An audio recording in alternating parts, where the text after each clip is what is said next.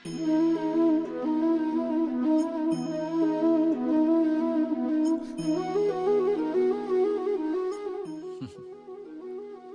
আপনারা ভাবছেন যে আমি এত একাগ্রতার সাথে এই পিঁপড়েকে কেন দেখছি।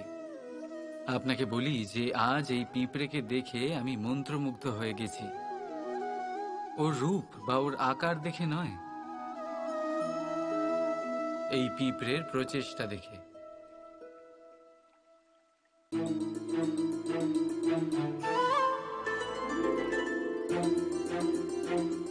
আপনি জানেন, অজস্র পরিশ্রমের পরেই পিঁপড়ে তার নিজের একটা ছোট বাড়ি বানাতে পারে, যা অন্য প্রাণীদের জন্য অত্যন্ত সহজ ব্যাপার।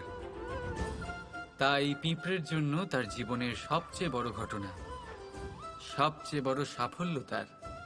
ভবিষ্যতে এই পিঁপড়ে থাকুক বা না থাকুক, তাদের বানানো বাড়ি বহু বছর অবধি টিকে থাকে।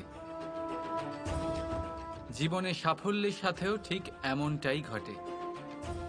আপনি একদিনে সাফল্য লাভ করতে পারবেন না, কিন্তু যদি আপনি প্রতিদিন চেষ্টা করতে থাকেন, তবে একদিন আপনি অবশ্যই সাফল্য লাভ করবেন।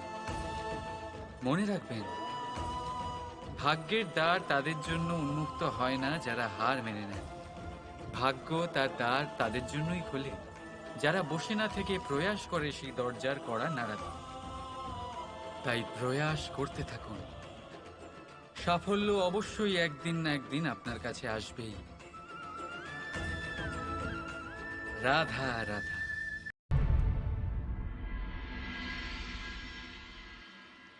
এই তালাটা দেখতে পাচ্ছেন আপনি?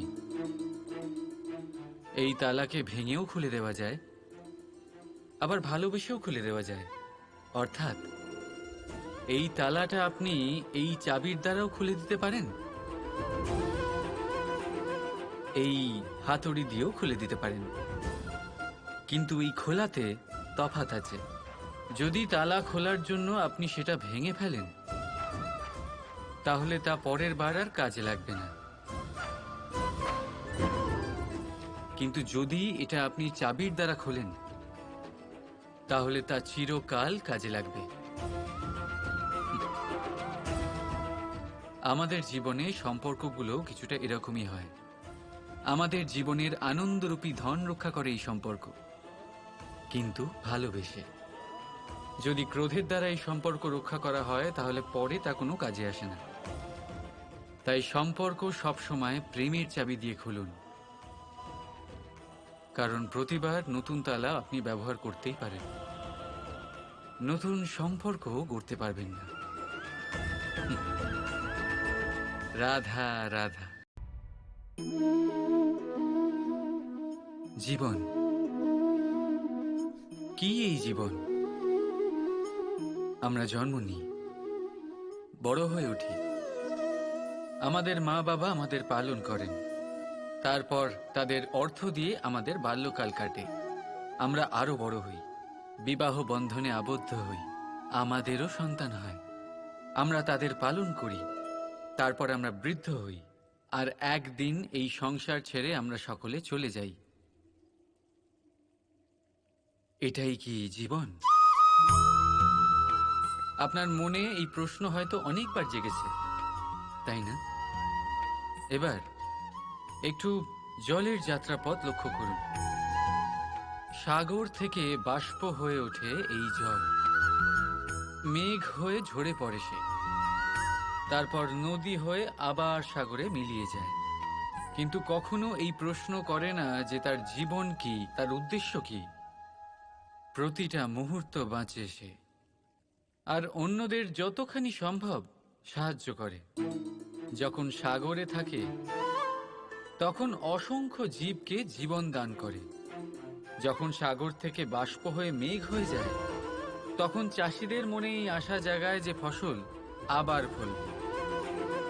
যখন বর্ষা হয়ে ঝরে পড়ে, তখন এই শুকনো তৃষ্ণার্ত ধরিত্রীর তৃষ্ণা মেটায়। আর যখন নদীতে থাকে, তখন তার পাড়ে নানান গাছপালার জন্ম দেয়। কিন্তু ভাবুন, জল কি কখনো এটা ভাবে যে তার জীবন কি বা তার জীবনের উদ্দেশ্যটাই বা কি? না, সে শুধু নিজের ধর্ম পালন করে যায় আর যতটা সম্ভব সবাইকে আনন্দ প্রদান করতে থাকে। সেই জন্যই জীবনে কখনো এই প্রশ্ন করবেন না যে এই জীবন কি, এই জীবনের উদ্দেশ্য কি। শুধু এই জীবন বাঁচুন আর যতটা সম্ভব সবাইকে আনন্দ প্রদান করুন। মন প্রসন্ন হয়ে বলবে রাধা রাধা। কখনো বৃষ্টির জন্য হওয়া কাদার মধ্যে দিয়ে আপনি নিজের বাড়ি ফিরেছেন? পাদুকা পরার জন্য আপনি ওই কাদা থেকে অবশ্যই বেঁচে যান, কিন্তু সেই পাদুকা থেকে আগত নোংরা কাদার ছিটে আপনার বস্ত্রকে ময়লা করেই দেয়। কিন্তু তাও সেই ছিটের জন্য আপনার বস্ত্র ময়লা হয়ে যাবে, সেই জন্য আপনি পাদুকা পরা ছেড়ে দেন না। ঠিক সেইভাবেই জীবনে এমন কিছু মানুষও আসেন যারা পাদুকার মতো হন, যারা আপনাকে কাদার থেকে বাঁচিয়ে নেন, কিন্তু বস্ত্ররূপী আপনার মনের উপরে আশঙ্কার দাগ ছেড়ে যান। এইসব মানুষের জন্য নিজের মন ছোট করার কোনো প্রয়োজন নেই।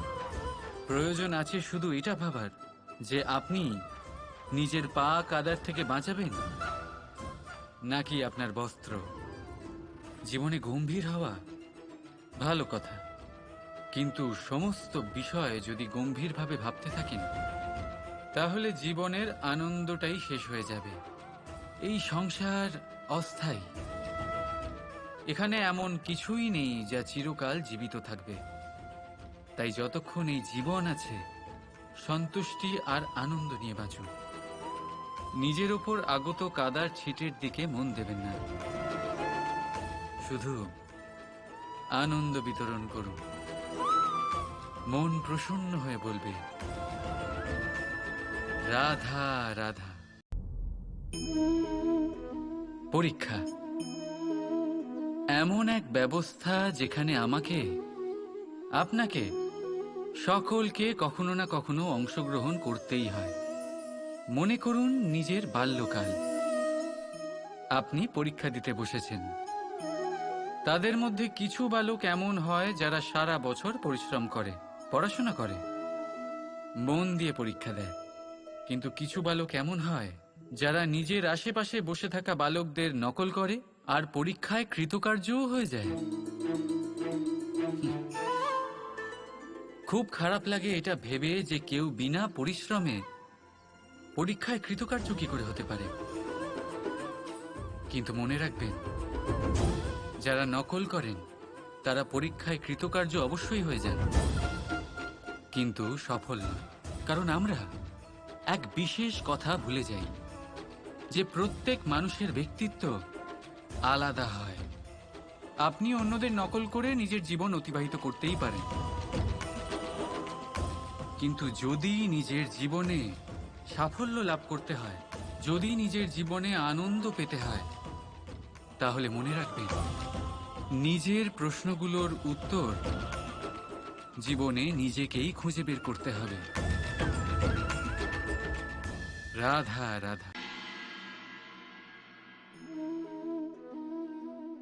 মানুষ যখন সাফল্য অর্জন করে তখন তার মধ্যে জাগে অহংকার, আর এই সময় মানুষ সচরাচর একটা কথা ভুলে যায়, নত হতে। সে ভাবে যে আমি কারোর সামনে কেন নত হব। আর এটা এই কারণে হয় কারণ মানুষ এক গুরুত্বপূর্ণ কথা ভুলে যায় যে এই সংসারে, এই জীবনে সে যা অর্জন করেছে নত হয়েই অর্জন করেছে। বাল্যকালে সে হাঁটতে শিখেছে এই মাটির কাছে নত হয়ে, পড়ে। বড়দের আশীর্বাদ নিয়েছে নত হয়ে। ফসল কাটার জন্য চাষিকে নত হতে হয়, কুয়ো থেকে জল তোলার জন্য কলসিকে নত হতে হয়। ঈশ্বরের থেকে আশীর্বাদ পেতে হলে তার কাছে মাথা নত করতে হয়। ঝড়ের মধ্যে গাছ সুরক্ষিত থাকে কি করে? নত হয়ে। সম্মান কি করে অর্জন করা যায়? নত হও। কারোর সামনে নত হওয়া মানে নিজের আত্মসম্মান বিসর্জন দেওয়া নয়। তার অর্থ হল বিনম্র হওয়া। আমরা মানুষ, আর ওই আকাশের উচ্চতায় পৌঁছানোর জন্য আমাদের কোনো পাখির মতো ডানার প্রয়োজন নেই। শুধু যত নত হবেন ততটাই উপরে উঠবেন।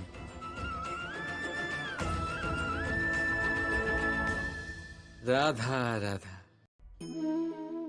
আপনি এই সংসারে এমন অনেক মানুষ চেনেন যারা অত্যন্ত স্বার্থপর, যারা শুধুমাত্র প্রয়োজন পড়লেই আপনার কথা মনে করে। তাছাড়া বহু বছর তাদের দেখাই পাওয়া যায় না, কিন্তু যখনই তাদের আপনার সাহায্যের প্রয়োজন পড়ে হাত জোর করে আপনার সামনে এসে উপস্থিত হয়।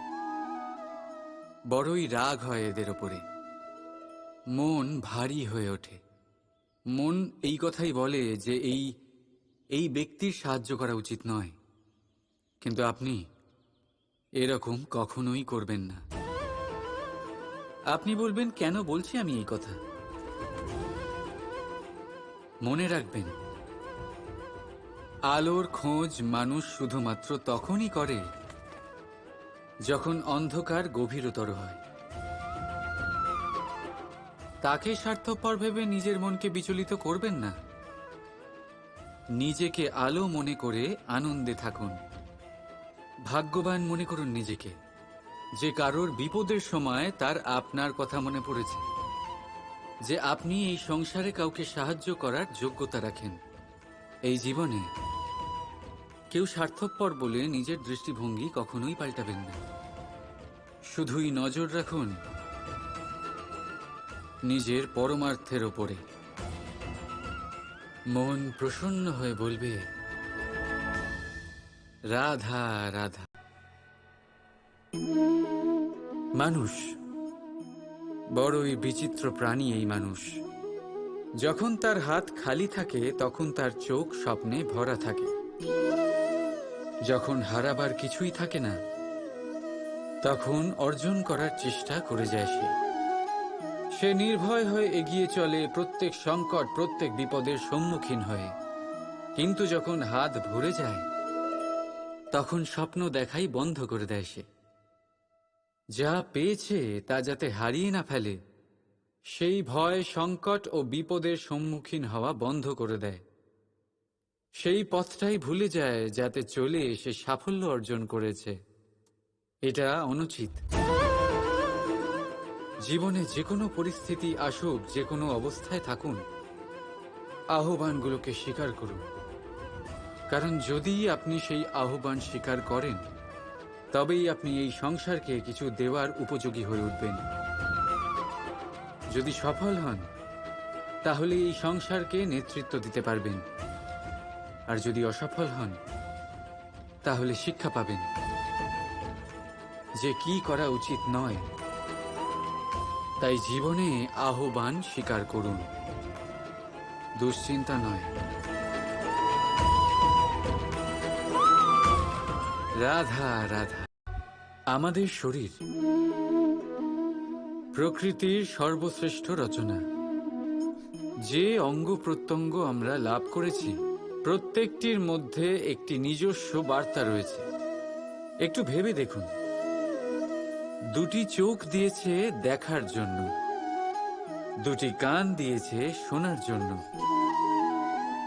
নাসিকাও আছে দুটি, দুটি হাত দিয়েছে দ্বিগুণ পরিশ্রম করার জন্য। কিন্তু জিভ শুধুমাত্র একটি। তার উপরেও তীক্ষ্ণ বলিষ্ঠ দাঁত দিয়েছে তার রক্ষার জন্য। কখনো ভেবে দেখেছেন কেন?